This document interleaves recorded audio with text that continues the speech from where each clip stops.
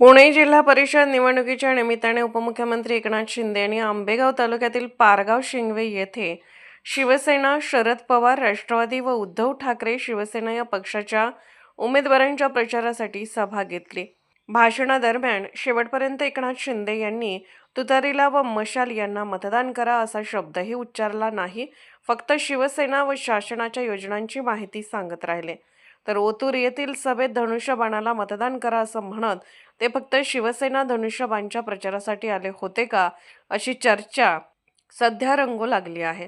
त्यातच पुणे जिल्हा परिषदेवर शिवसेनेचा भगवा फडकवायचा आहे असं पण जाहीर भाषण दरम्यान त्यांनी म्हटलं। आणि या पुणे जिल्हा परिषदेवर शिवरायांचा शिवसेनेचा भगवा आपल्याला डौलाने फडकवायचा आहे। हे करायचं असेल की 7 तारखेला धनुष्यबाणासमोरचं बटन दाबायचं आहे।